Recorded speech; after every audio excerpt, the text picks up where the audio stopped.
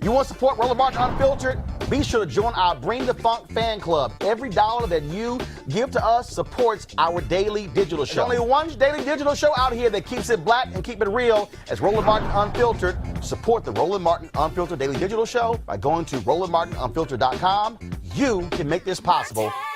Donald Trump and Republicans did all they could to lie about the 2020 election. Oh, we can run them all. Trump, Kevin McCarthy, they all were lying when it came to the election. Now Republicans in Georgia and other states are going to do their damnedest to actually steal the election in 2022 and 2024. This is a huge issue.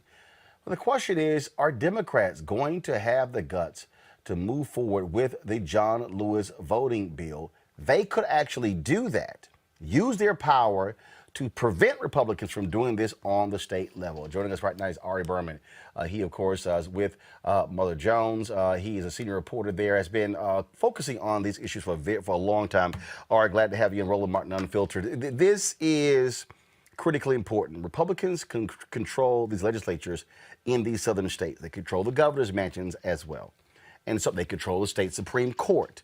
So the only real way for Democrats to stop the steal, if you will, is if they enact the John Lewis Act on a federal level, because that is what is needed. The question is, will they have the guts to move forward and get it done immediately? That's right, Roland. The Republicans control the states. They control places like Georgia, and they are hell-bent on trying to make it harder to vote so there isn't a repeat of 2020. So there isn't the same kind of turnout, particularly among younger voters, black voters, voters of color, that there was in 2020 in future elections. So Republicans control the states, but Democrats control Washington, meaning they have the power, finally, to put in place federal standards and federal regulations for voting. They can pass the John Lewis Voting Rights Act to restore the Voting Rights Act, and they can pass the For the People Act, which would be the most significant democracy reform bill in a generation. Now, the only way they can do that is to get rid of the filibuster in the Senate, because these bills are not going to get 60 votes in the U.S. Senate, but they could easily get 50 votes in the U.S. Senate. Every Democrat votes for it. So that's the big question. Are they willing to get rid of the filibuster, which President Obama called a Jim Crow relic, in order to stop all of these new voter suppression laws? If they're not willing to do that, then it's going to be very, very difficult for them to fight these voter suppression laws through the state legislatures or through the courts. So how will the federal bill, how will that protect voting rights? How will that I won't say invalidate, but how will that keep the Republicans in these southern states from stealing the election through voter suppression? So, with the John Lewis Voting Rights Act, states that have both a long but also more recent history of voting discrimination, like Georgia, would once again have to approve their voting changes with the federal government. So, the Justice Department would now have the power to block new restrictions on voting. Georgia is talking about doing things like getting rid of no excuse absentee voting, where everyone in Georgia can vote by mail, getting rid of automatic voter registration, adding new voter ID requirements. These are all things that would be discriminatory, that would violate the Voting Rights Act. And if there was teeth, once again, put in the Voting Rights Act, you could block those laws that way. There's also legislation, the For the People Act, that would set federal standards for federal elections. It wouldn't allow you to do discriminatory voter purging. It wouldn't allow you to add new voter ID laws. It wouldn't allow you to add these kind of discriminatory changes. So these bills really work hand in hand. The For the People Act would add standards that apply to all 50 states, whereas the John Lewis Voting Rights Act would target those states that are the worst offenders when it comes to voting rights, places like Georgia.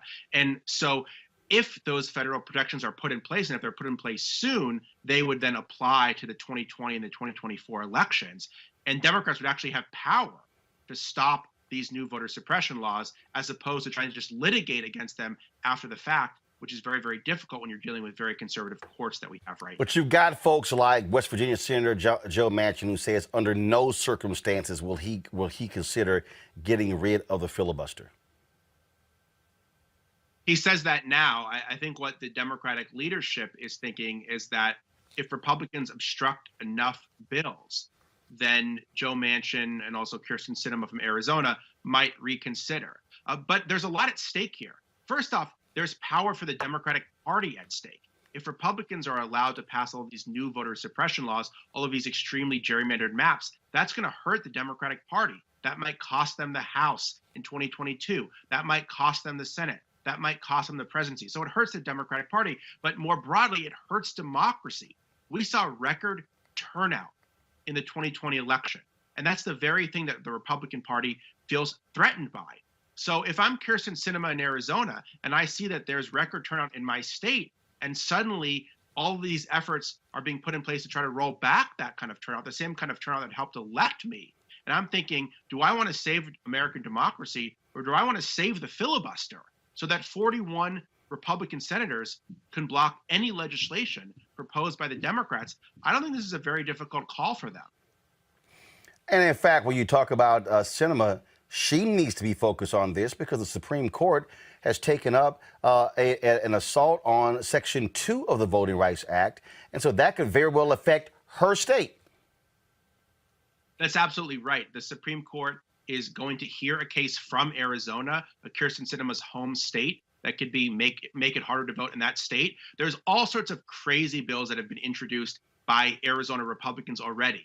They want to get rid of no excuse absentee voting in a state where 80% of the people vote by mail. They want to dramatically close a number of polling places, even while they make it harder to vote by mail. So in Maricopa County, Arizona, they want to go from having 100 vote centers in Maricopa County, where you can vote anywhere in the county, to having only 15 voting centers. That's going to directly affect someone like Kyrsten Sinema. There's another bill in Arizona that would just say that the legislature can appoint whatever electors they want in the presidential election, no matter what the voters of the state say. So this is crazy stuff for democracy, but it also threatens Kyrsten Sinema and Mark Kelly's self-interest as Democrats. They need large turnout from young voters, from voters of color, to be able to win elections. And if those things are rolled back, it's going to be bad for democracy, but it's also going to be bad for them as well. So from a purely self-interest perspective, you'd think they'd want to get rid of the filibuster. But I just think it's fundamentally undemocratic when 41 senators can block anything that's supported by a huge majority of Americans, and then that paralyzes the Congress from being able to do anything about attacks on democracy. So one anti-democratic institution, the filibuster, is then allowing you to continue all of these other anti-democratic institutions like voter suppression at the state and federal level. But this is where, again, where for me, I've always had a problem with Democrats not having guts. Republicans have no problem changing rules to drive their agenda. Mitch McConnell can complain and bitch and moan all day about Senator Harry Reid changing the rules for these lower-level judges once. McConnell did it twice, including the Supreme Court. That's absolutely right. I mean, that's why it was so ridiculous to hear Mitch McConnell talk about preserving the filibuster. He already got rid of the filibuster to confirm Neil Gorsuch, to confirm Amy Coney Barrett. So they have no problem. They don't care about hypocrisy. They don't care about shamelessness. All they care is exercising power. And I've said this for a long time. Democrats have to be as aggressive about fighting voter suppression as Republicans are at doing it. And they're not there yet. And the fact that the Democrats are not on board yet with getting rid of the filibuster is very, very worrisome because democracy is at stake right now. We are seeing it play out in the states. We just had an election where a big lie was said for months that led to a violent coup at the U.S. Capitol. And now Republicans are trying to take up that big lie through other means. They're trying to accomplish through legislation what they couldn't accomplish through litigation. And Democrats need to be very, very serious about what's happening in front of them and realize that this is their moment to pass big transformative change, including a new Voting Rights Act. If they don't do it now, they might never get another chance to do it anytime soon. And in fact, here's the other piece. If Democrats don't do this, they're going to get killed in 2022. Because here's the deal. You can't spend all this money and go out here telling people, let's get Jon Ossoff and Raphael Warnock in the United States Senate for us to be able to control it, and then you don't do a damn thing with it. Then you play this game of, no, let's bipartisanship, let's all get together. No, as it stands right now, it's 50-50. You can run the table on your agenda. And if the other side starts yelling and screaming, all you got to say is, I'm going to show you the hand, because y'all gave us the finger for 4 years when Trump was there. That's how you wield power. And if you don't wield power, you're going to piss off the very people who went out there and sacrificed themselves, tempted COVID, stood in line, because they're going to say, what the hell we do all that for if y'all not going to do anything with the power? Well, that's absolutely right. In Georgia, Reverend Warnock and Jon Ossoff were very, very clear. They said over and over, send us to Congress so we can pass the John Lewis Voting Rights Act. And I think it's going to be very hard for them to go back home and say, well, we wanted to pass it, but there's this thing called the filibuster and Republicans wouldn't let us. No, you were elected to Congress with a mandate to do this. Jon Ossoff didn't have an asterisk under his tweets about a new Voting Rights Act that it could then be blocked by 41 Republican senators. So Democrats have to realize they have a mandate, and they have a mandate for big structural democratic change after an election that Republicans tried to steal. And now they're already trying to steal the next one. And if they don't deliver, democracy is going to be undermined, and it's also going to hurt them with their own voters. So I really think there's no reason for them not to do this. People are always saying, well, if you eliminate the filibuster, Republicans could come in and they could pass bad laws. Well, guess what? Republicans are going to do that anyway. If Republicans want to get rid of the filibuster, they will get rid of the filibuster. They've already gotten rid of it for Supreme Court nominations. They've already rammed things through, like tax cuts for the rich under Trump with 51 votes. So they will do whatever it takes to control power. And Democrats, when they have power, have to use it, or else democracy will suffer, and they will suffer as well. All right, Berman, with Mother Jones, we surely appreciate it. Thanks a lot. Thanks so much. All right, folks, back to our Roland Martin Unfiltered video in just one moment. It's time to be smart. When we control our institutions, we win. This is the most important news show on television of any racial background. Y'all put $2, $3, $4, $5, $10, $15, $20, $30 on this and keep this going. What you've done, Roland, since this crisis came out in full bloom. Anybody watching this, tell your friends. Go back and look at the last 2 weeks, especially of Roland Martin Unfiltered. I mean, hell, go back and look at the last 2 days. You've had sitting United States senators today, Klobuchar and Harris. Whatever you have that you can bring to Roland Martin Unfiltered to support it, please do, because this information may literally save your life. Watch Roland Martin Unfiltered daily at 6 p.m. Eastern on YouTube, Facebook, or Periscope, or go to RolandMartinUnfiltered.com. Support the Roland Martin Unfiltered Daily Digital Show by going to RolandMartinUnfiltered.com. Our goal is to get 20,000 of our fans contributing $50 each for the whole year. You can make this possible. RolandMartinUnfiltered.com. You want to support Roland Martin Unfiltered? Be sure to join our Bring the Funk fan club. Every dollar that you give to us supports our daily digital show. There's only one daily digital show out here that keeps it black and keep it real. As Roland Martin Unfiltered. Support the Roland Martin Unfiltered daily digital show by going to RolandMartinUnfiltered.com. Our goal is to get 20,000 of our fans contributing $50 each for the whole year. You can make this possible. RolandMartinUnfiltered.com. It's only been a couple of weeks since the inauguration, January 20th. President Biden has signed a significant number of executive orders, and you got the New York Times put an editorial out saying, "Oh, Biden needs to slow down on executive orders. That's stupid. It's constitutional." But what you are describing is a much more aggressive use of federal law and federal powers. And I think what oftentimes happens, Reverend Barber, in this country, when we're talking about how do we help people, we have politicians who say, it's a whole lot I can't do. It's a whole lot I just can't do. We just don't have the power.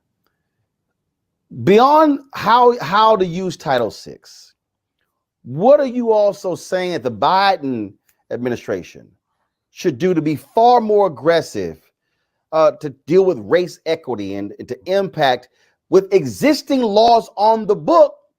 You just got to be willing to use them and wield them, frankly, just as aggressively as Donald Trump and Republicans do. Exactly. So first of all, one of the things is when we talk about racial equity, we need to be talking about first what the Civil Rights Act actually allows to be done, because it's never really been fully enforced. And that act can be used against businesses, because anybody that gets anybody that gets federal money can be held accountable. You know, back in the day, Roland, when they were trying to pass laws, they ran some things through the interstate commerce, and they said, okay, you can discriminate all you want if you can get your goods from one place to the other without using federal roads. Paid for by federal money. It's almost as though we used to think about how to get something done rather than how not to get it done. Take, for instance, we're going to talk about racial equity. We have to have a conversation about mass incarceration and police reform, but we can't stop there if we're talking about racial equity. Let me give you a point. Right now, we have this conversation about living wages, and you heard the Republicans say to Biden today, they don't know what living wages has to do with COVID relief. Really? Well, here's what it has to do, and here's what it has to do in particular as it relates to Black people. If you raise the living wage to $15 an hour right now, which is only finally doing what the March on Washington asked for, because the March on Washington wanted $2 an hour, which would be $15 an hour today. All right, if you do that, that would give 50 million people, poor and low wealth workers, it would pull them immediately out of poverty. Now, talk about racial equity. 30% of Black people would be impacted. 25% of Latino people would be immediately impacted. All right. In addition to that, we know that if you add tip workers, of which Black and brown people, especially women, because 70% of tip workers who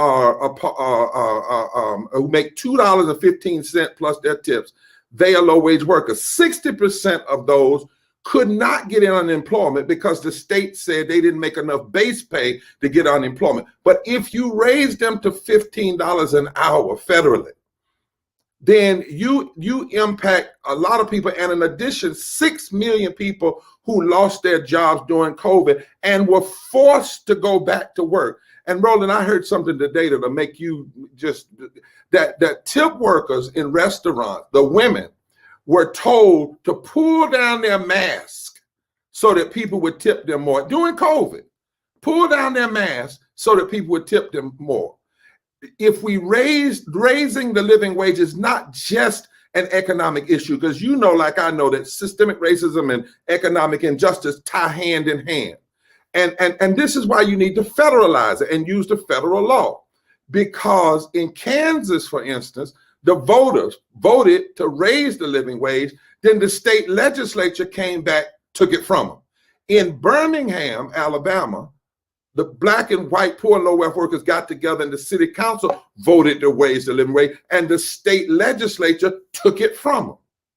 And so we have to wield federal power with much more strength, which being more strategic, and we have to look at it in every area of this work. And that is where we are in this moment. We just had tens of thousands of people. We started 14 weeks tomorrow, Monday, today. And we had tip workers, we had black workers, we had white workers from West Virginia, we had SEIU, we had One Fair Wage. We're all coming together saying that we must have just COVID relief. And we must have $15 an hour now, not 5 years from now, but now. Now, on the COVID relief side, in terms of using federal power, you know, what we cannot have is negotiation with bullies, compromising with bullies. And that's all. That's what the Republicans are. They're bullies. They have proven they don't believe in compromising. But worse than that, we cannot have the people who were infected first, called back to work first, paid the lowest wages first, and died first, to now be the last ones to get relief. And the last one. And so federal power, all of it, every bit of it, has to be used in whether it's using the resolution process so that one vote gives you the majority, whether it's taking a hard relook at Title VI of Civil Rights Act and saying to folk, everywhere you're discriminating, we're going to pull your federal money if you don't straighten up and fly right. Whatever it is, federalizing $15 in a union so that state legislatures cannot unpack or cannot take away from people their living wages.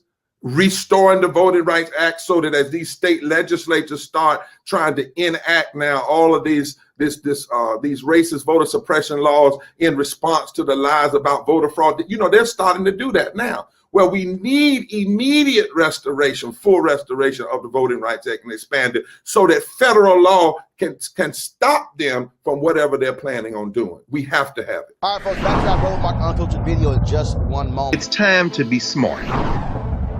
When we control our institutions, we win.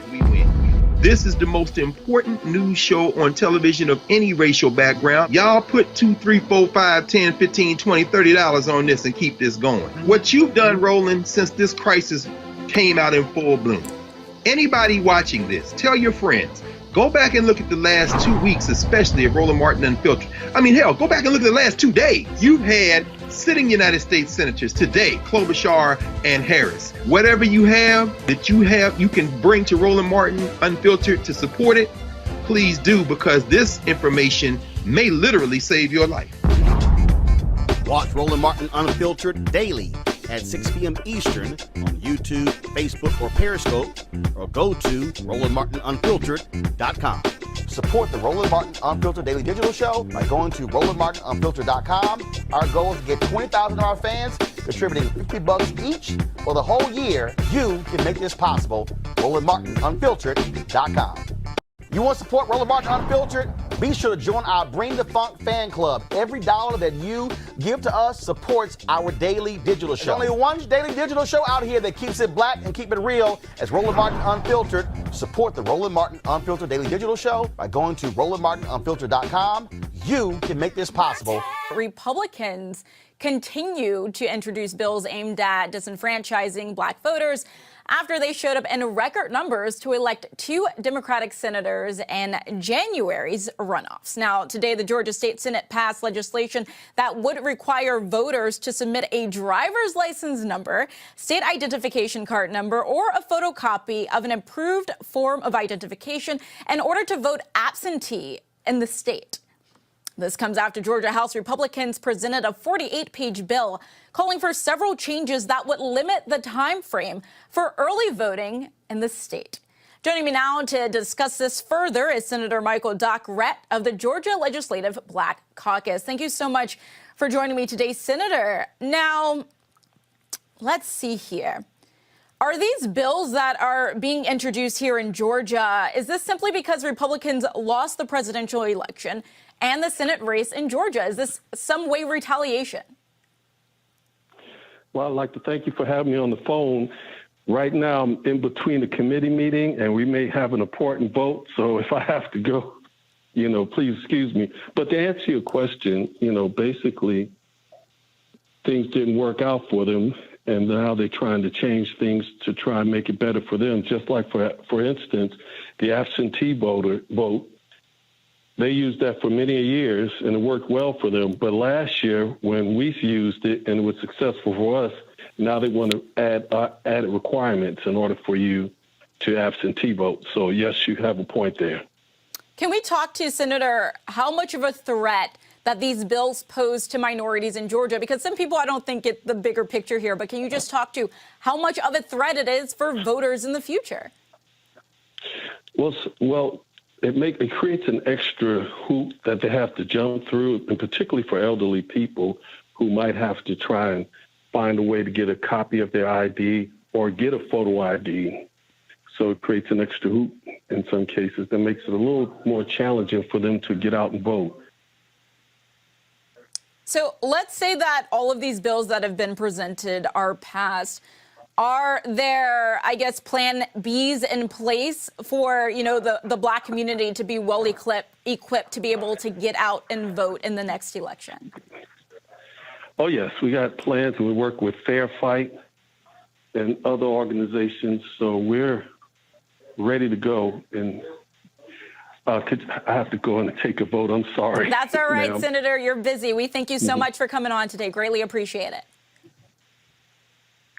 All right, I want to throw it back to my panel now. So, guys, I want to talk to Scott first. Scott, what are your thoughts on all these bills that are being presented in Georgia to suppress minority votes, essentially? Well, they present them under what they call race-neutral terms, but they're not race-neutral because they have a disparate impact and are narrowly tailored to discriminate and force Black people to vote in lesser numbers.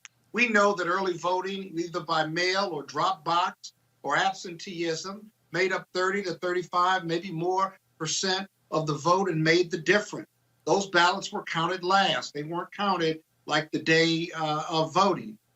We know that the Republicans had 3 different votes, and those 3 different votes, 3 different audits of those results of the presidential election all came back fair and no fraud. And so these concerns by Republican legislatures are concerns not only raised by the president, but raised by them because they lost. They've told their constituents that, and now their constituents, now that they've created that doubt in their mind, are allegedly have these Republican legislators reacting to what they told their constituents, which was part of the big Trump lie, if you will. And so as a result, we need to be vigilant. They haven't passed both houses yet. It hasn't been signed by the governor, but as soon as it's signed by the governor, our civil rights organizations, our legal groups have got to begin challenging these laws if they become law, challenging this legislation now. The courts in North Carolina, South Carolina, Texas, Wisconsin, and even Georgia have been leery and weary of these types of bills and legislation that have become law and have denounced them and reversed them and struck them down. But we got to keep the pressure on, not only on the lobbying front, but on the litigation front, if it ever gets signed, if these laws ever get signed by the governors of these states. Monique? This is why we can't, as the Bible says, afford to be, at ease in Zion, because Georgia gets this really great, impressive victory. They literally snatched this country from the depths of despair. But the devil is always busy, and so are these GOP legislators, frankly. So what has to happen is the same energy that it took, not just from the states like Georgia, from the individual cities and regions in Georgia, but nationally, all the energy that it took in order for us to get two senators that gave us the advantage that we need in the U.S. Senate, we have to put that same backing behind what is happening now. And people, voting matters. We got to show up every time, vote from the top of the ticket all the way down to the bottom, because these things that are happening now aren't happening because of this past federal election and people who just went into office. These are state and local legislators doing what they do best. And that is a system of oppression that has been around since slavery ended.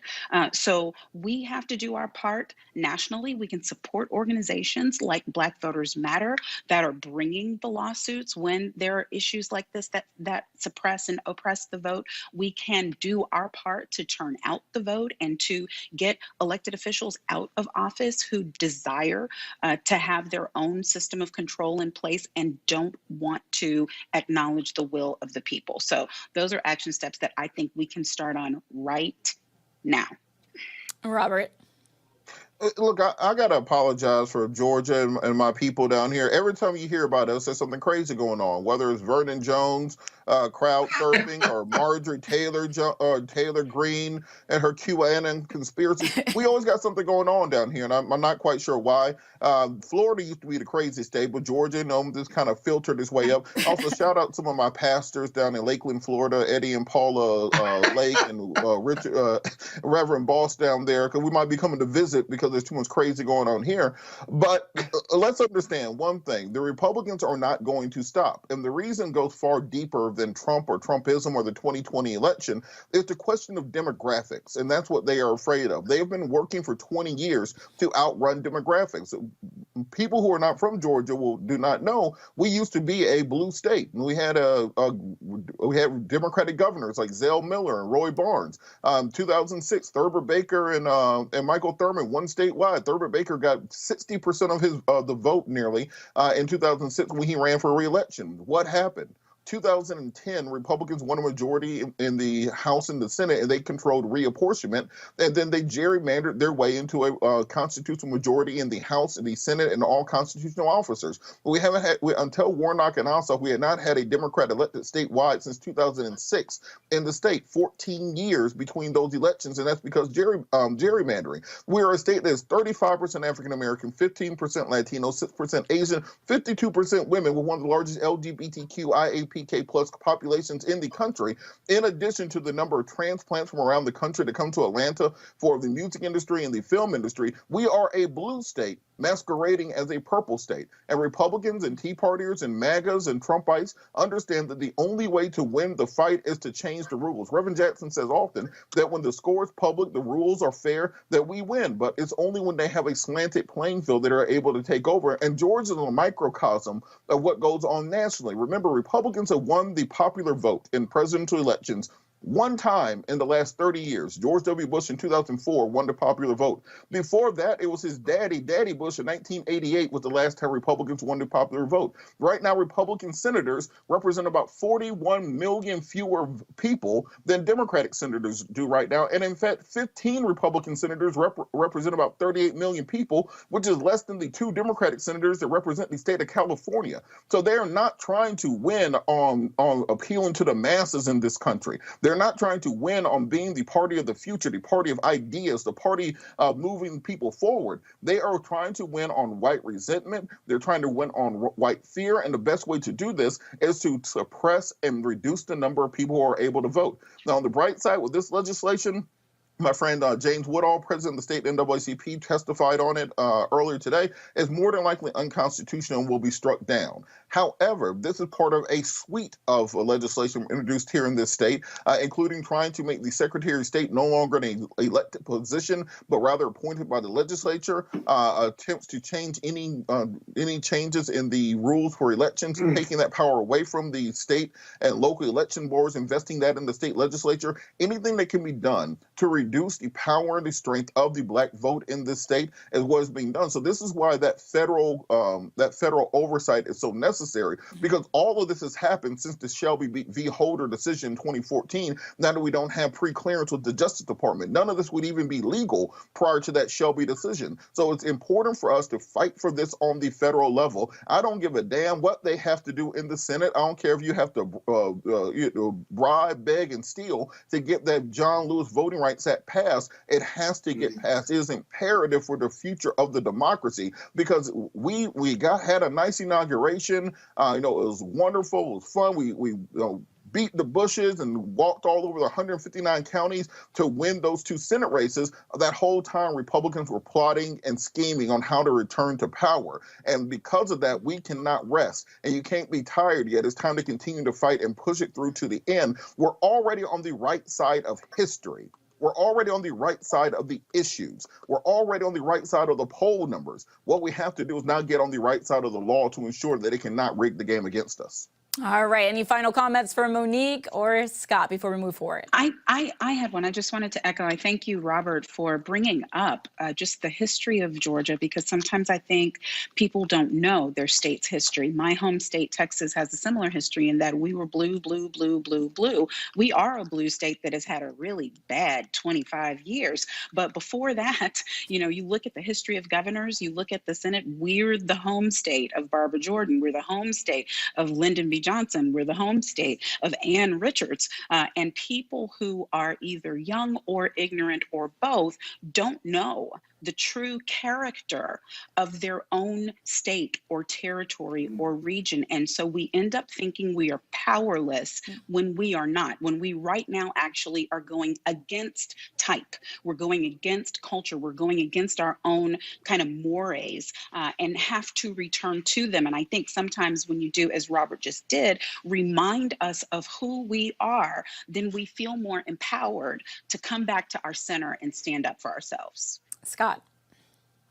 Georgia, nothing much to add other than let's not forget about Senator Nunn, a great defense hawk and Democrat from the state of Georgia, Democratic senator as well. All right, folks, back to our Roland Martin Unfiltered video in just one moment. It's time to be smart. When we control our institutions, we win. This is the most important news show on television of any racial background. Y'all put $2, $3, $4, $5, $10, $15, $20, $30 on this and keep this going. What you've done, Roland, since this crisis came out in full bloom. Anybody watching this, tell your friends. Go back and look at the last 2 weeks, especially of Roland Martin Unfiltered. I mean, hell, go back and look at the last 2 days. You've had sitting United States senators today, Klobuchar and Harris. Whatever you have that you can bring to Roland Martin Unfiltered to support it, please do, because this information may literally save your life. Watch Roland Martin Unfiltered daily at 6 p.m. Eastern on YouTube, Facebook, or Periscope, or go to RolandMartinUnfiltered.com. Support the Roland Martin Unfiltered Daily Digital Show by going to RolandMartinUnfiltered.com. Our goal is to get 20,000 of our fans contributing $50 each for the whole year. You can make this possible. RolandMartinUnfiltered.com. We were going to have to put pressure on whoever was in power, and so I kept saying voting is one thing. After folks are elected is another thing, and I'm telling you, the threat needs to be laid down right now, Cliff. It needs to be laid down to Chuck Schumer, to Nancy Pelosi, and every Democrat. We will drop 10,000 people a week on that Capitol, and if those folks on January 6th, I'm talking about saying, look, they go there protesting. I'm saying we're going to bring people. We ain't sitting here trying to overthrow stuff. But we're going to bring people to hit every single United States senator, go to every single one of their offices, fill the chamber up, fill the hallways up, because racial justice has to be there. And I don't give a damn about these Senate rules. I don't care about how we all getting along and all that sort of stuff. No, damn all of that. The pressure it should be real simple. COVID bill, first. John Lewis voting bill, second. George Floyd Justice Act, third. Now, after that, Y'all can sit here and do what you want to do on immigration or infrastructure, but those should be the next first 3 bills that the Senate and the House confronts. You want to support Roland Martin Unfiltered? Be sure to join our Bring the Funk fan club. Every dollar that you give to us supports our daily digital show. There's only one daily digital show out here that keeps it black and keep it real as Roland Martin Unfiltered. Support the Roland Martin Unfiltered daily digital show by going to RolandMartinUnfiltered.com. You can make this possible. You want to support Roland Martin Unfiltered? Be sure to join our Bring the Funk fan club. Every dollar that you give to us supports our daily digital show. There's only one daily digital show out here that keeps it black and keep it real as Roland Martin Unfiltered. Support the Roland Martin Unfiltered daily digital show by going to RolandMartinUnfiltered.com. You can make this possible. We look at what's happening in this state, how shameful and egregious the actions of Republicans are.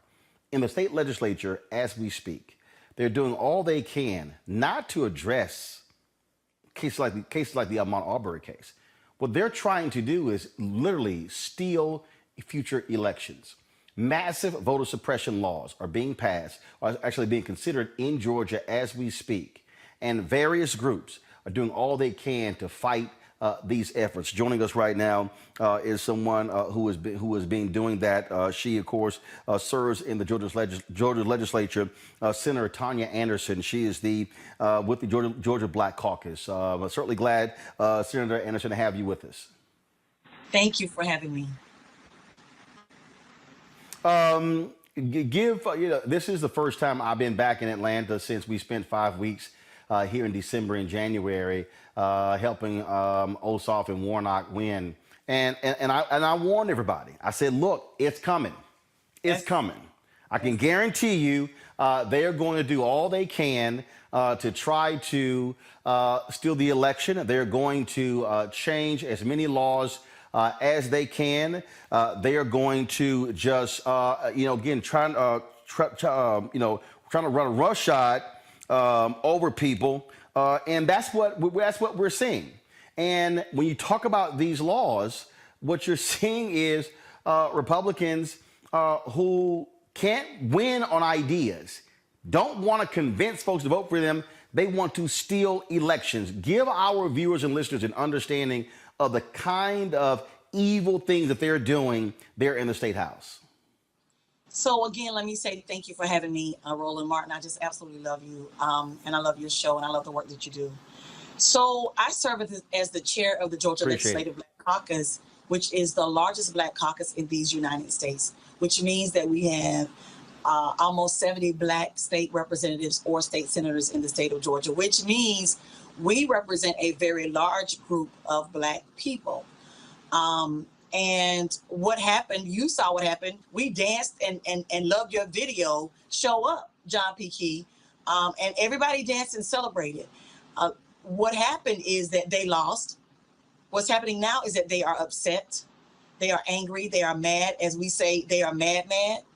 And they are introducing laws to try to keep themselves in power, as this too is a form of a privilege that they have a right to govern. And we received emails upon email when Trump lost, and just everyday folks on the street, folks in other states emailing us 200 and 300 emails per day saying, stop the steal. The election was fraudulent, recount.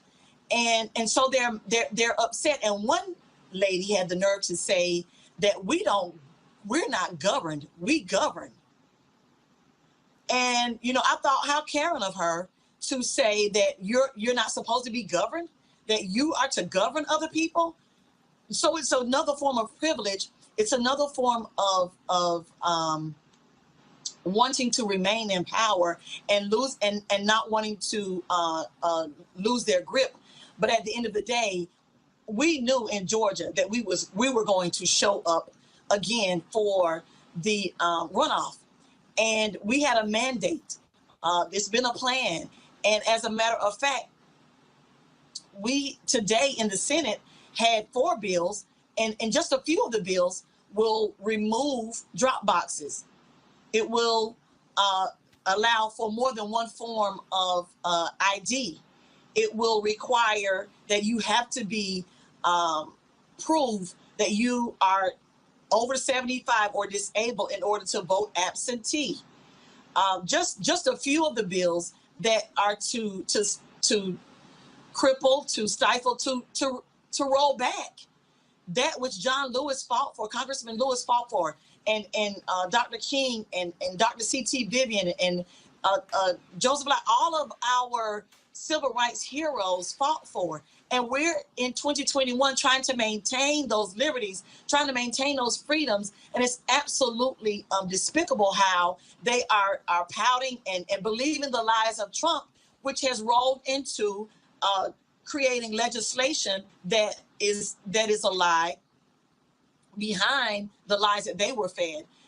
My issue is that they are creating a solution to a problem that does not exist. And it's not just Georgia. The reality is they are doing this in Iowa, in North Carolina, in Pennsylvania, Florida, Texas, going on and on and on. They don't like the fact that people actually used mail-in voting. They are trying to throw out you didn't have a signature match when you actually did. And it's ludicrous to listen to what they're saying. How can you stop it? The reality is they control the legislature. They control the governor's mansion. A little bit later, I'm going to hear from Ambassador Andrew Young, where we talked about where people are calling for senators to actually end the filibuster and to pass a very strong John Lewis Voting Act that will be able to stifle these states from the abhorrent laws that they are considering. Absolutely.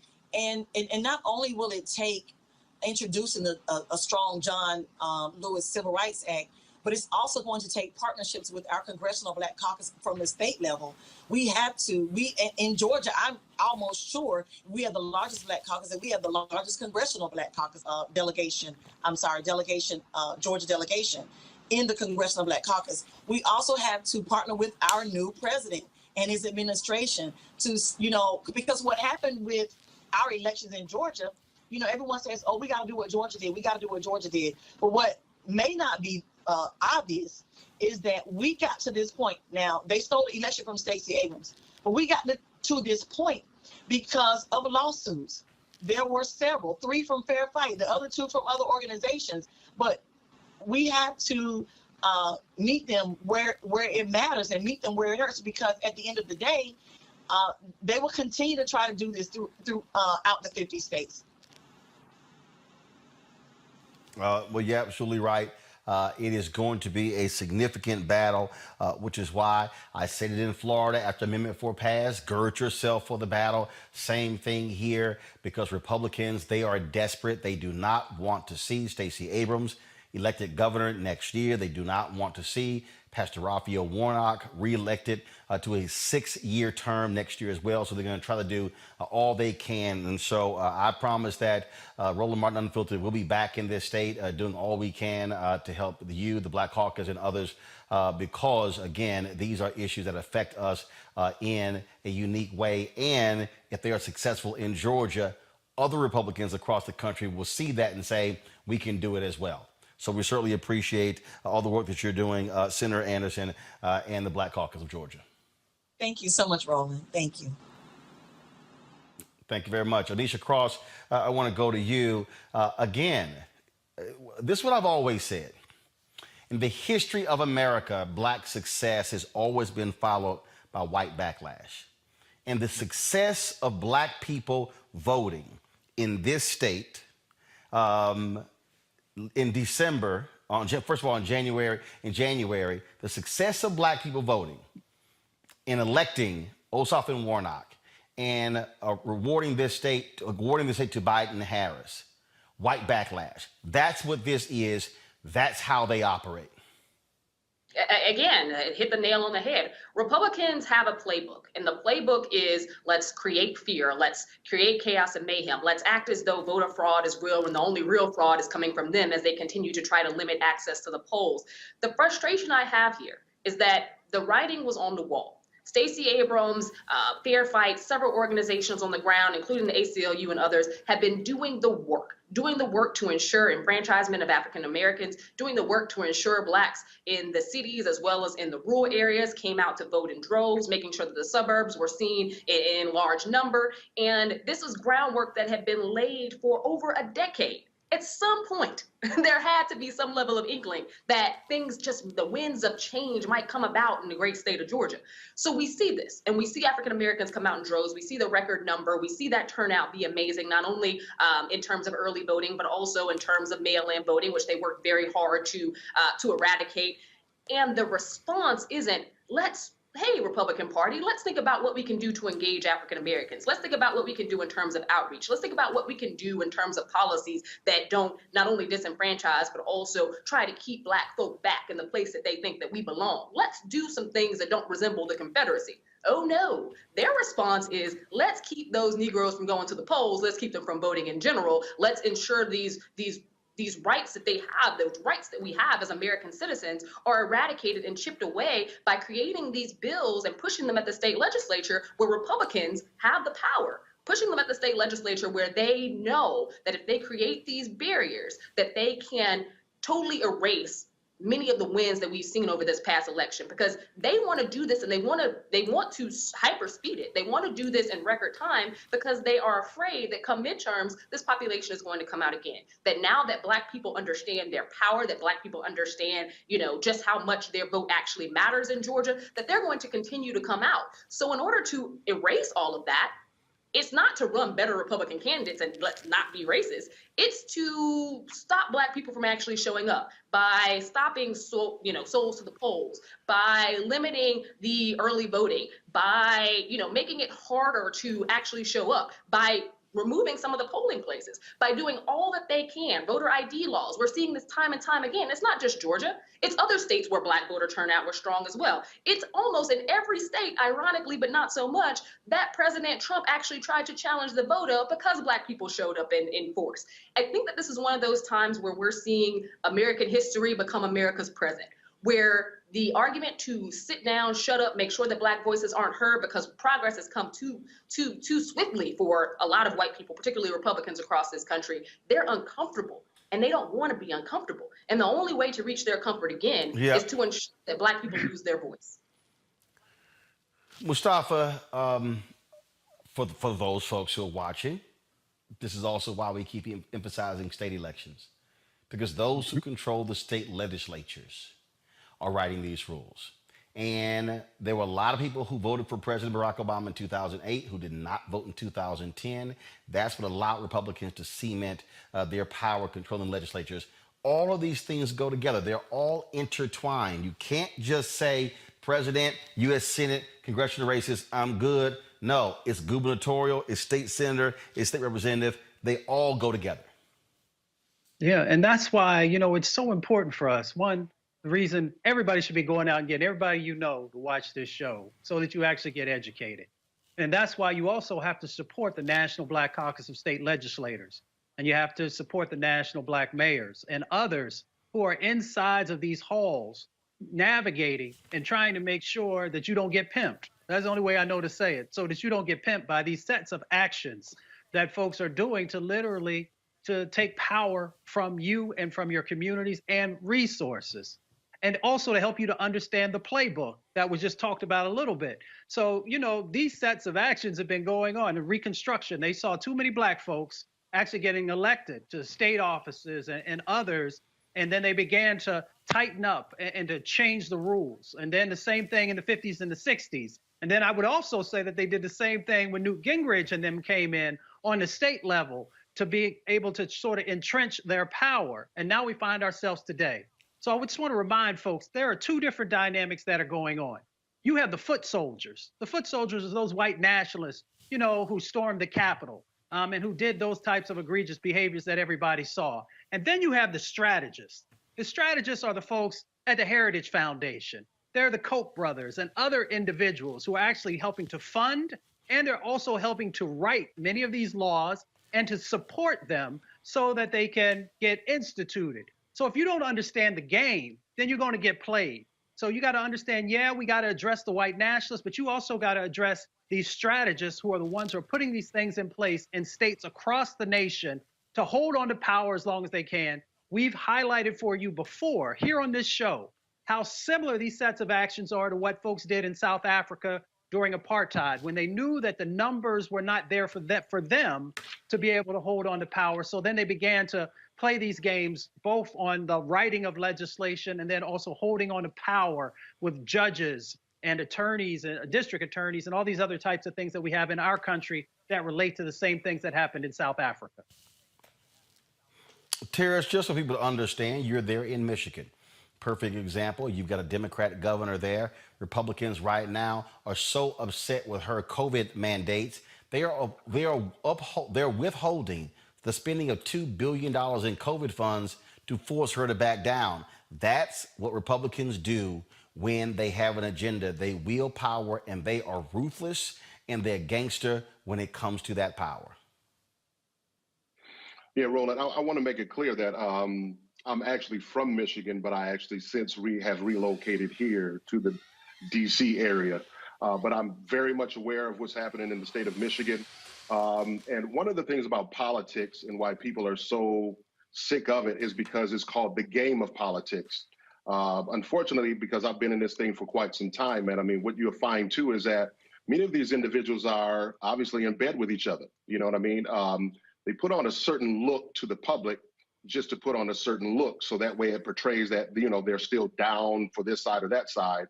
But when they get off camera, you got to understand that, or what people got to understand is that some of these people are in cahoots. They're at each other's weddings. They're going to dinner. They're doing all these things, man. And so in the state of Michigan, man, I've had, like, for example, when I know some of you guys mentioned to, you know, racism, for example. Racism doesn't have a side.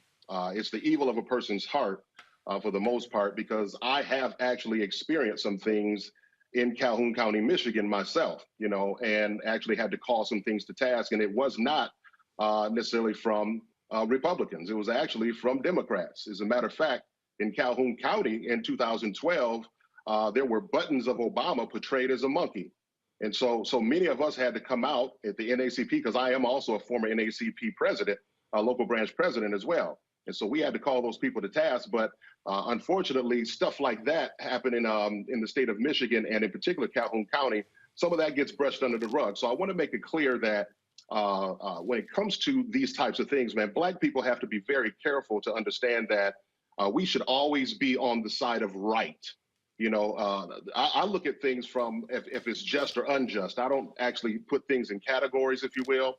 And so in the state of Michigan, for example, I know the governor, she's coming under great scrutiny as well. And in some cases, she rightfully should be, because it's impacting a lot of local small business owners. For example, in the city of Detroit, you know, who's 80% Black, you got a lot of small Black-owned businesses, man, that are not being able to survive simply because of some of the mandates that she's placing on. And so my heart really goes out to those people, because we want to see those Black businesses flourish and do well.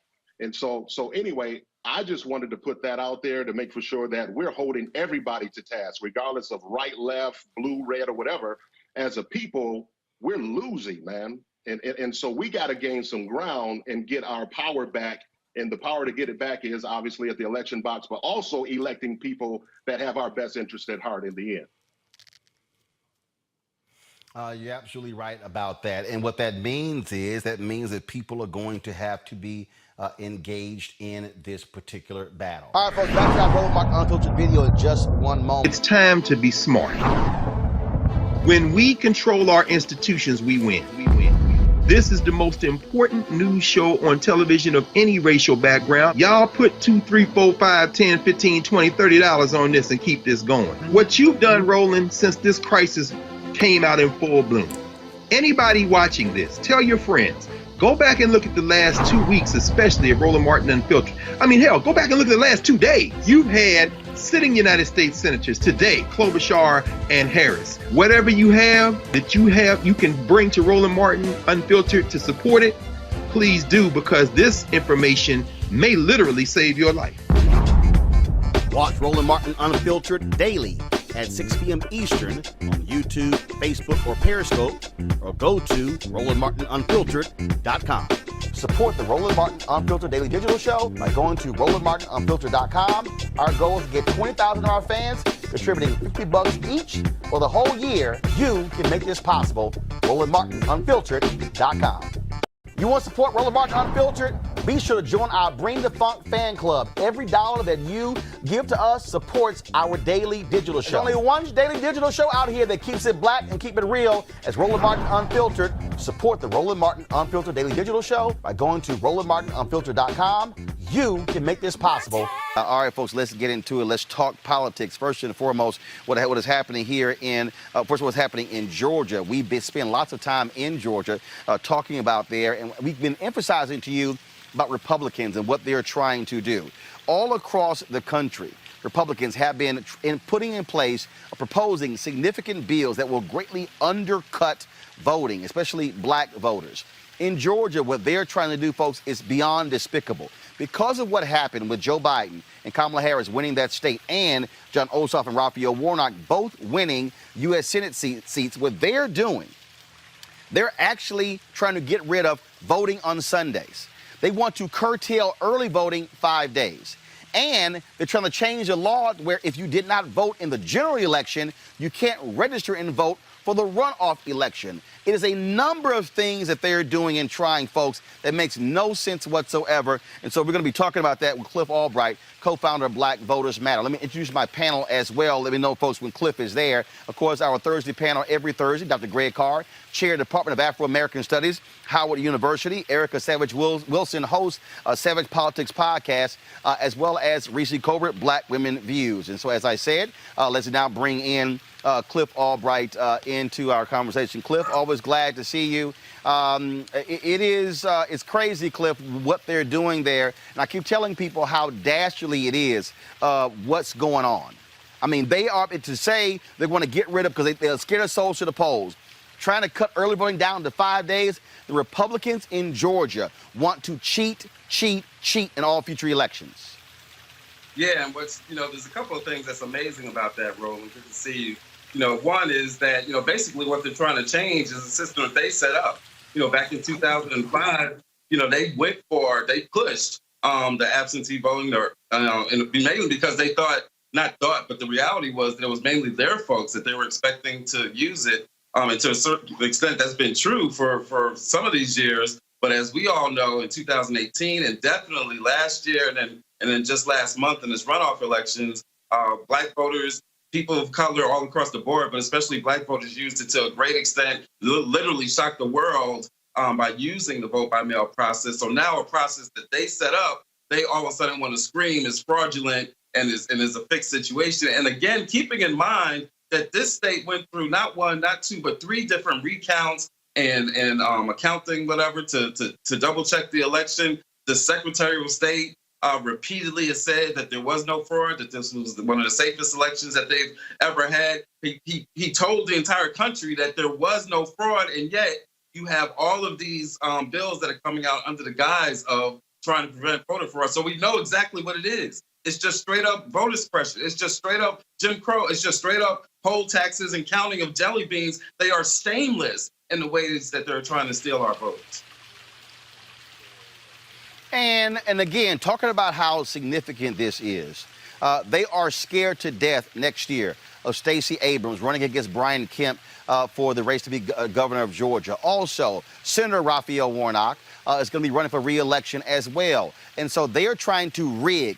Donald Trump loved running his mouth. Republicans kept talking about how the election was rigged. This is actually election rigging, what they are trying to do in Georgia. Yeah, it's election rigging, and it's being led by folks that have been rigging elections for a long time. One of the main sponsors of the largest of these bills, the omnibus bill that includes a whole bunch of these procedure and voter suppression tactics in it, is a representative called Fleming, who years ago in a very rural county, right? And we say this all the time, that when we don't deal with voter suppression in rural areas that happens in the darkness, it's only a matter of time before it expands like bacteria, right? Or like a virus. And so this Fleming person literally was trying to steal votes in rural Hancock County, right? Trying to get people kicked off the voter rolls, right? Trying to investigate voters. And now this is the person that's leading the attack on the statewide voter suppression that's taking place. So again, these are folks that, they've been at this for a long time, but now with the emphasis of the big lie, right, the national big lie, and again, in spite of the fact that we know that there's no fraud taking place in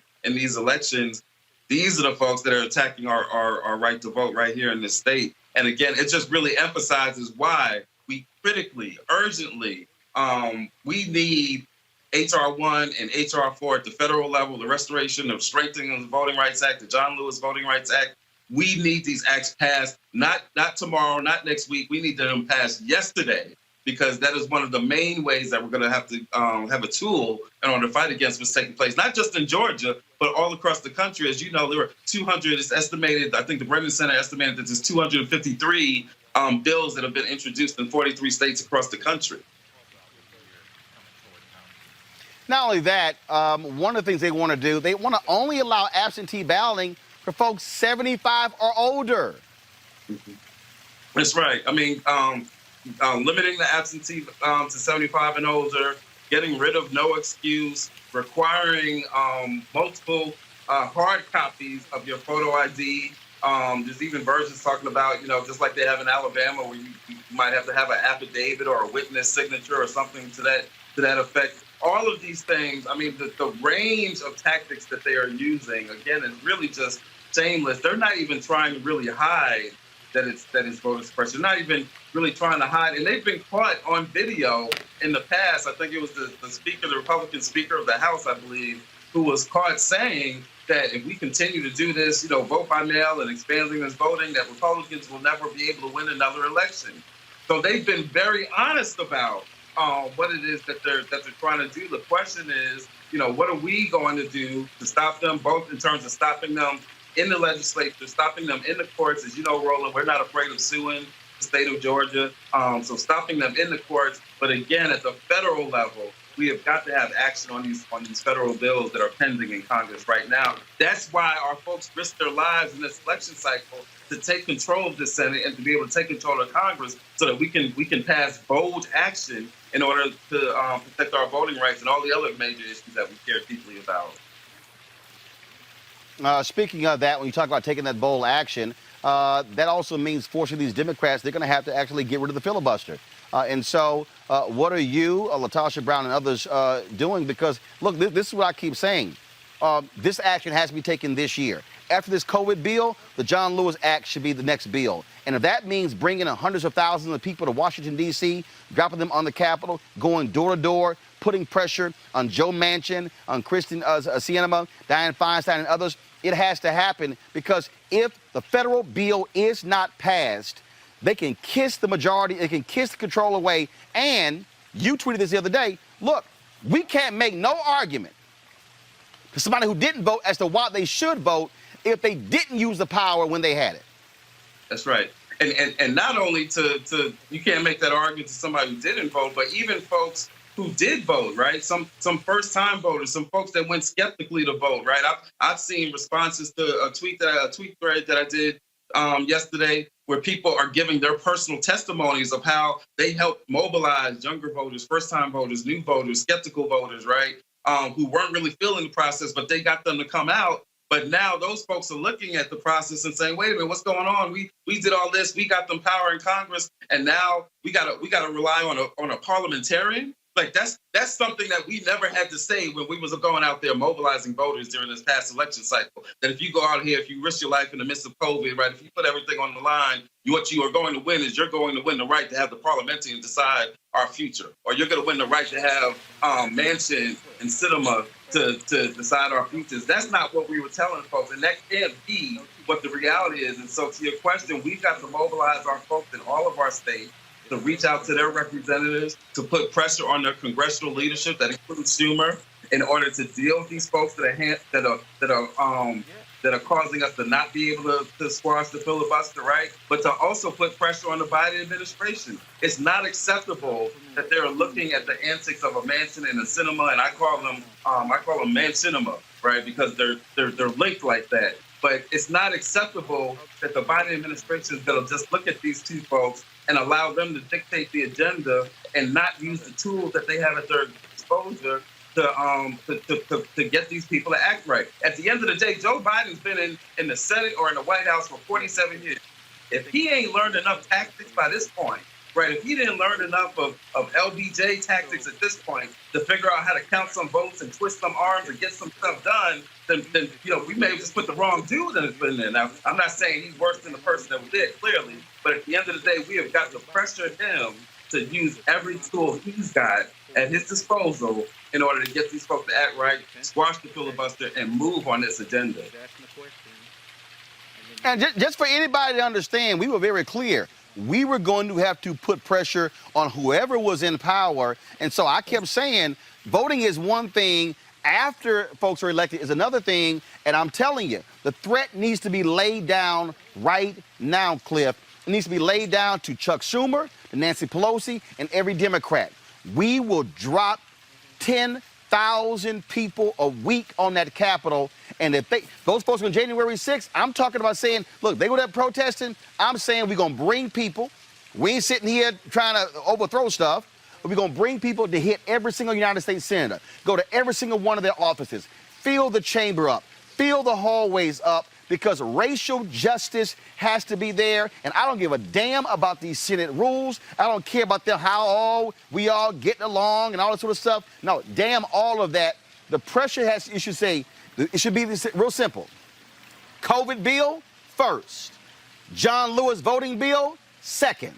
George Floyd Justice Act, third. Now, after that, y'all can sit here and do what you want to do on immigration or infrastructure, but those should be the first three bills that the Senate and the House confronts. Those should be the three bills. That's got to be the demand. And the other part of the demand is that to whatever extent he has executive authority to move on some of these things, that he needs to be moving on. For example, even before the HR 1 and HR 4 are passed, the Voting Rights Acts are passed, they can be doing something at the executive level, right? They can be joining in on some of the existing lawsuits that are already floating through the system. Like, they can be given support to fight against some of these voter suppression tactics. There's executive action that they can use even while we're trying to get those things passed. But your point is absolutely correct, that they have got to prioritize these issues, and not just because it's important to us, but at the end of the day, even if it was just out of their own self-interest, right? Even if it's just out of their own desire to maintain power, what they've got to understand, if they don't act immediately on these voting rights bills, then 2022 can be a wrap, not because of anything that Black Voters Matter does or Fair Fight does or doesn't or anything like that, just because that if they allow this whole slate of bills that is going through these key states, if they allow this to happen, it is going to be incredibly difficult to continue to do what we did last year and what we've been doing. So even if it's just out of a sense of preservation, they need to take action on these issues that we are demanding that they take action on, and that we motivated and mobilize people on throughout the election campaign. And let's be real clear. Okay, let's just be real clear here. Republicans, we see what they doing. 42 states in America, 42 states, they are proposing voter suppression bills. They wield power. When they have the majority in the House and the Senate and the governor's match on the state level, they say, we're going to sit here and run a train on y'all. And I'm using that language for a reason. That's what they're sitting here doing, Cliff. And Democrats, oh no, we're going to sit here and maintain our congenial rules because, what's going to happen if we're not in power, they're in power. Guess what? They're going to do it like they did with Amy Coney Barrett. So either you use the power when you have it, or you're going to lose the power, and then you can't come to us to save your ass to get it back, because we're going to say, we gave it to you. We went to the polls. We did the best that we could. And let me be real clear. White America. Y'all didn't do your job in Maine, where the woman lost. In Kentucky, where McGrath lost. Where the woman lost in Iowa. All them white states, y'all didn't do your job. But guess what? We did what we were supposed to do in Georgia in order to get the doggone Senate. Latinos did what they were supposed to do in Arizona to elect Mark Kelly to get what they were supposed to do. And so now you again wants to bail you out? No, you better use this damn power or you're going to lose it in 2022.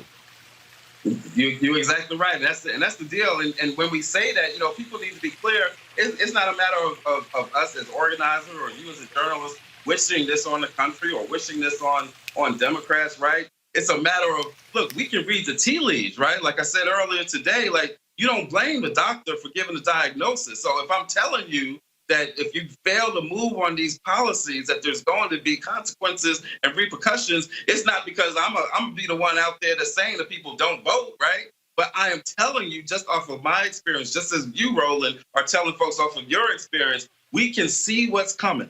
And we can already see that if there's not movement on these issues, like you said, the Voting Rights Act, COVID, George Floyd, throw in there the increase in the minimum wage, which right now there's that whole fight over whether that's going to be included in this COVID package. But that if there's not student loan, if there's not enough movement on these issues, and there might be one or two that they lose on, right, or they can't get done, right? But if there's not enough movement on this, we are telling folks there's going to be consequences, because it is human nature that if you convince folks to vote because their vote has power, because their vote will change policies and change their lives, and then that doesn't happen, it's not rocket science to know that you are going to see a decrease in turnout. And it could be 1%, 4%, 5%, whatever. It doesn't have to be a 50% decrease, but with the razor thin margins that we see, that kind of a decrease could be disastrous. That's what we're trying to tell folks, and they have got to take bold action right now.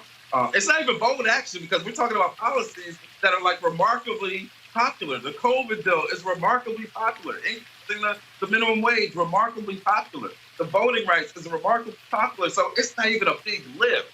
There's just got to be the political will for them to get it done. Cliff Albright, co-founder of Black Voters Matter. We really appreciate it, man. Thanks for joining us. Thank you, Roland. All right, folks, back to our Roland Martin Unfiltered video in just one moment. You want to support Roland Martin Unfiltered? Be sure to join our Bring the Funk fan club. Every dollar that you give to us supports our daily digital show. There's only one daily digital show out here that keeps it black and keep it real. As Roland Martin Unfiltered. Support the Roland Martin Unfiltered daily digital show by going to RolandMartinUnfiltered.com. You can make this possible. We talk about how do you use the power? That's what Republicans are doing right now in Georgia. What they have been doing, folks, they are absolutely targeting the issue of voter suppression. They are passing and introducing bills at a furious pace that in many ways is going to greatly change what happened in that state. Why? Because they're angry that black folks voted. They're angry that black people took advantage of various rules. So check this out. Ari Berman tweeted this here. Republicans, go to my iPad. Republicans on Georgia's Senate Ethics Committee, this is an hour ago, just voted to repeal automatic voter registration, which 5 million of the state's 7.6 million voters used to register. More egregious voter suppression in Georgia. Okay? Folks, do you see this here? Then he also tweeted this here. Georgia's Senate Ethics Committee also voted to repeal no excuse absentee voting, which 1.3 million people used in 2020, including 450,000 Republicans. Republicans trying to undo everything in state that makes it easy to vote. Do you hear that? That, folks, is so you understand. And so check this out. Ari also tweeted this here. Press releases from Brad Raffensperger, who's a Republican, bragged that Georgia has gold standard trifecta of automatic voter registration, early voting, and no excuse absentee voting. He writes, Georgia Republicans have now passed bills through committees to repeal or restrict all three. If you want to understand what's going on, that explains what Republicans are doing. Now, folks, what's been happening there? Black caucus members have been leading the effort in this whole deal. They've been battling not just on voter suppression, but also on Republicans who want to use the power in the state legislature to tell local governments how they must do their jobs. One of those areas, defund the police. State Representative Rita Shannon spoke on the floor of the Georgia House. Wait till I see this video, where she lays out, okay, and just blisters Republicans for their nonsense. And I thought they were all about local control. Watch this. In committee, it was said that this bill was to defeat calls to defund the police, which is really just black and brown communities saying that over-policing leads to more police killings and police brutality in our communities. And there are better ways for the money to be spent, and let us figure that out in our communities.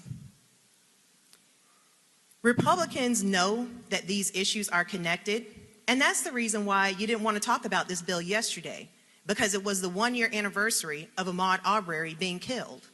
So you know that this stuff is connected. But let's talk about the real animus for these bills, because Georgia's not the only state that's seeing one of these bills. These bills are being filed across the country by Republicans. And I think that this is a weird PR campaign by Republicans to absolve themselves of the fact that domestic terrorists from their party went up to the Capitol on January 6th and killed and maimed police officers.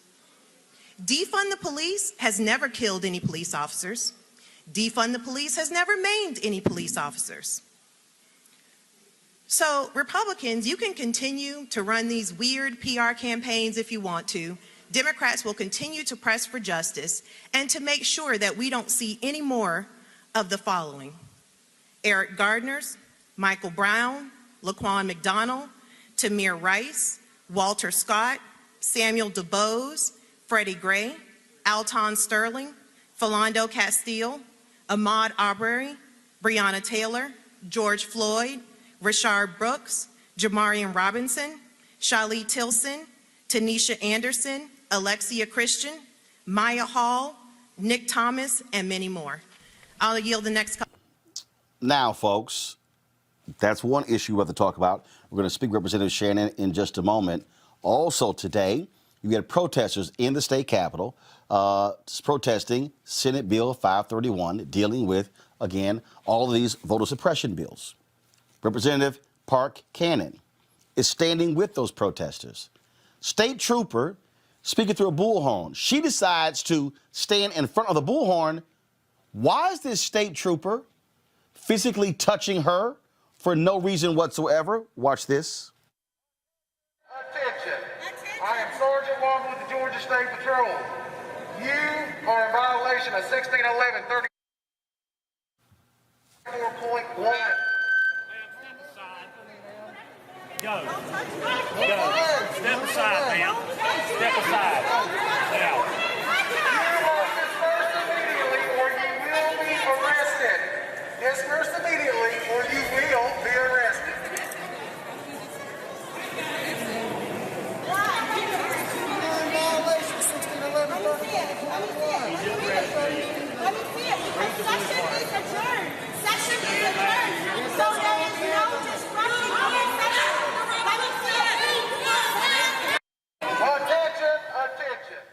Representative Cannon steps in front of the bullhorn. State trooper moves her out of the way. For what reason? All the other trooper had to do was simply raise his bullhorn. She wants to blow her ears out. That's on her. She's demanding an apology from that state trooper. He's saying, I'm not going to apologize. Joining us right now on Roland Martin Unfiltered is Georgia State Representative Park Cannon, as well as Georgia State Representative Renita Shannon. Glad to have both of you here. Let's deal with this, because all these things are tied together. And Representative Cannon, I'm watching the video. I don't understand the deal. You stand in front of the bullhorn. All he had to do was raise the bullhorn, go to the left or to the right. Why did that trooper think that he had the power to touch you, to physically move you out of the way? And I saw you talking to him. What was that exchange about? They feel like they have the power because earlier today they were doing that to unarmed other people in the state capitol, specifically a Black man who was speaking up about the need to stop House Bill 531. They do it because this is what they do. And but okay, where I come from, I'm just trying to understand where a cop has the right to touch someone, to move them out of the way. Now, if you are arresting someone, if you are ordering them to move and they refuse to do so, but to physically move you out of the way, under what right do they have to do that? They have no right. these are the microaggressions in policing that we speak fervently against, just like on the House floor yesterday against the House bill, making it clear that they are standing in between a conversation on increasing transparency in policing and limiting transparency in policing. What people, look, I've always warned our folks, constantly, I've warned them that when there is black success, it's always followed by white backlash. I warned folks in Florida after Amendment 4 was passed, don't think for a second Republicans are going to accept this. And what if they do? Change the law, make it difficult, saying, oh, you got to pay all your fines and fees to get your right to vote back. After November, Biden-Harris wins, then Warnock and Ossoff win. I said, y'all, it's coming. These folks are going to come after black people in a fierce way because they cannot stand losing. And that's exactly what you're seeing. Representative Shannon, when you were on the floor talking about defund the police, and I keep saying this, Republicans love talking about local control, big government, get government out of our lives. Don't tell us what to do. Now in the Georgia legislature, they want to do the exact same thing Alabama did, Mississippi did, Texas did, Missouri did. They want to be able to say, no, we're going to tell you in your cities how you should do your job, as opposed to the local leaders that voters voted. They really are saying to all those cities in Georgia with black leadership, we're going to tell y'all what the hell to do. Absolutely. And they've had a long history of doing this. This is not the first time. I like to talk about how much nice white racism happens at the Capitol. These people want to silence black people through the legislation that they pass, and then they want to have you in the anteroom. And it's not going to work. Right after Brian Kemp was, after he got the election from Stacey Abrams, I led a legislator boycott to say, basically, you're not going to run these racist, homophobic, sexist campaigns and then just act like it didn't happen and you want everybody to attend your speeches. It's not going to happen. You have to call these people out because they really want to avoid full accountability for the types of legislation that they pass. And so, to your point, these defund the police bills, the governor comes down and shouts, well, in Georgia, we back the blue. That's not what happened on January 6th. And I let them know. And on that particular point right there, which is a critical one, that all these Republicans, a cop was killed on January 6th. One had an eye gouged out. One lost 3 fingers. Several committed suicide. But you know what? They're patriots. Those were patriots, and we still stand by Donald Trump. I have been saying white fear, the changing of the demographic of this country, the changing of the look of this country is causing these white folks to say, no, we are going to try to guarantee that we are in control and holding power for as long as we can. So if they're able to gerrymander districts, voter suppression, if they're able to sit here and the crap that's happening, and why these idiot Democrats don't want to get rid of the filibuster, the Republicans, their deal is, we might be in the minority, but we want to be able to control policy in this country. And if we control the courts, anything y'all pass, we can overrule as well. So people better buckle up to understand what's really happening here. And Georgia is a ground zero for what we're talking about.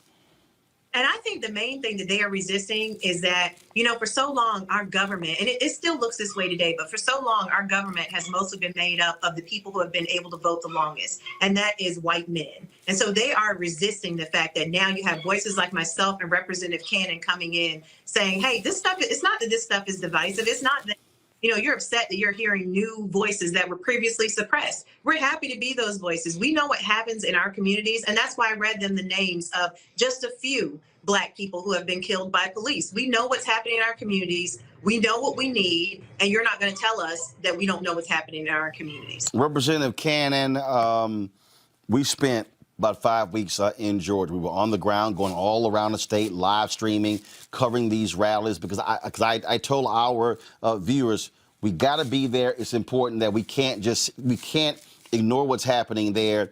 Then I said, we got to continue. We got to be in these places. And so what is the pushback like? Republicans control both chambers. They control the governor's mansion. But what's the plan to fight this, to battle this? Because for them, they're just going to run roughshod and just pass these things left and right. It's the fiscal impact. House Bill 531 will cost the state of Georgia $32 million to implement. That's not even including any of the lawsuits that will follow very soon after the governor, if he does, signs it. The rest of the voter suppression bills, there's up to 78 today, many of them 30 pages long. That newest one, all of those together, would cost our state $57 million, still minus lawsuits. So what we really are hitting home at is our state cannot afford to not invest in labor payments right now, healthcare right now for people. Real life people are going through, and we're standing in the gap. So today, yesterday, we were standing in the gap for our constituents. We'll go back on Monday and we'll go towards crossover day, which is only 2 legislative days away. And you just have to get the bills from the House to the Senate or vice versa by March 8th. And the other thing that you should know is it's not just as this year, the result of the November election. They have been passing voter suppression bills for as long as I've been elected. I served on the Governmental Affairs Committee, which deals with election law. And my first year was 2017. Serving on that committee, there was not a year that I did not see bills come through that were meant to target Black and brown voters to make sure that voices get silenced. So they've been at this for a long time. And people like Brad Raffensperger, Gabriel Sterling, they are no heroes. These are the same people who would say that Trump is telling a big lie about fraud in the election. Yes, he is, but also before they were. Gabriel Sterling and Brad Raffensperger, they've all been a part of it, telling the lie about voter fraud. And it's all just been an attempt to suppress Black and brown voters who they knew were eventually going to show up in elections in a big way. What are y'all calling on citizens of Georgia to do? And what do you want folks around the country to also be doing? We are calling on we're calling on folks in Georgia to let the governor know that we don't want these bills. Let the Speaker of the House know that we don't want these bills. But more importantly, and to your earlier point, the segment that you were talking about before with removing the filibuster, we need the Biden administration to make good on the promise that they will pass some federal bill that will ensure that we can have free and fair elections across the country. We need that because you see in states like Georgia, these people are determined to make sure that Black and brown voices cannot be heard through free and fair elections. So we're asking people to reach out to their federal the people who represent them at the federal level to say this needs to be a priority. Yes, I understand you're doing COVID, and after you do COVID relief, the very next thing that has to happen is you have to pass the John Lewis Voting Rights Act. You have to pass SR1. We need some type of protection. It's all connected. We want people to share their stories. If you voted absentee, if you voted by mail, if you voted in person, if you voted early, we need your legislator to know your stories so that they can directly address and say, you cannot attack Sunday voting. We can anecdotally say that will attack those to the polls. But what we can really also say is I have heard from 36 constituents in the past hour who said that they favored that style of voting. And in this moment, when we're still in a pandemic, we're begging people to wash their hands and to just take care and precaution, but still access their right to vote. We must meet them with the resources necessary for them to do that. So stay close to your legislator. There are 3 legislative days left for this one big bill, House Bill 531, to move from the House to the Senate. And even if that bill does not move, there are bills already moving back to the House from the Senate that have been passed, just like repealing automatic voter registration at the DMV, where we go to get our licenses renewed. So, go ahead. I was just going to say, that this stuff is so racist, what they're doing, because many of the things that they are now legislating against are proposals that Republicans actually pushed. So now they are trying to say you need an excuse to vote absentee. Well, Republicans are the ones who took away having to have an excuse to vote absentee in 2005. So they were comfortable with really expanding the franchise to make sure that more people could participate in voting when it was mostly their voters, when it was mostly white voters. But now that we have shown up in the biggest way we've ever shown up in elections in Georgia, now absentee voting is filled with fraud. Now there's an issue with the drop boxes. Now there's an issue with how we vote in Georgia. Now there's all these things that need to be fixed. But nobody had any of these concerns prior to November or prior to the November election. It's clear what they're trying to do. So where are the state's white Democrats, white progressives? Are they out there protesting? Are they at the state capitol? Are they using their voices? They are. They're trying to. It's also very difficult right now because the Speaker of the House definitely is using COVID as a vehicle to make sure that the public does not really have a be in the Capitol and really to make their voices heard. So, I mean, these folks, they do things like move committee meetings around so that it's hard for constituents to come show up and use their voice in committee meetings. They play all kinds of tricks, and they have been for years to make sure that it's really hard for the public. Are there any plans to do, granted, I know it's COVID, but mass rallies to show support? Of course, we were there. Like I say, all over the place, whether it was Columbus and Albany and Savannah, there in Atlanta, and other places as well. Are there plans to do demonstrations across the state, a show of force? Because, again, what people don't realize is next year, they are afraid of Stacey Abrams beating Brian Kemp. They are afraid of Pastor Raphael Warnock winning a full 6-year term. And so what I am saying to folks is, we can't simply just sit back and relax. We have to understand that they're doing this because they see the numbers. And the Republican leader in the House, I think it was in the House, said, if we allow this type of voting, Republicans will lose every election. So they're not trying to make an argument on policy. They're trying to say, how can we strip away make it impossible or difficult for folks to vote because we can win by the margins. There are rallies. There was a rally yesterday and there was a rally earlier today, which is what led to the incident with Representative Cannon. So people are showing up to try to make their voices heard. Over 20 statewide organizations wrote a letter when the bill was quickly changed overnight to say, stop this. Seriously, our entire state is watching you, and we will continue to mobilize our members about this issue because this is one that should be based on evidence, not on conspiracy theories that have been peddled again through legislative committee hearing and now a legislative draft. It is so critically important that everyone continue to mobilize. Right now, the state capitol in Georgia is under construction. It is COVID-19. It is a pandemic. We want people to still engage with us on the live stream committee hearings, but we know that there is a level of separation that is happening right now, which is why sometimes we go on TikTok and we tell people about the voter registration repeals because we want people to actually see what is happening. It's going to take a really big strategy to stop this bill before March 8th, but we actually believe that we can do it. Today we saw a bill got pulled from the floor because there were members who were down protesting, so they didn't have enough to vote. So it'll be interesting to see how these 2 weeks go. And if these Republicans can understand, you are attacking your own voters as well. 5 million of the 7 million registered by the DMV. Why take it away now? We need Democrats to get tough, kill the filibuster, and pass some federal piece of legislation that protects states like Georgia and other states, because we're not the only ones who need this help and support. We need Democrats to get tough, kill the filibuster, use the power that we gave you when we all came out to vote, and pass some type of bill that will protect us to make sure that we can have free and fair elections.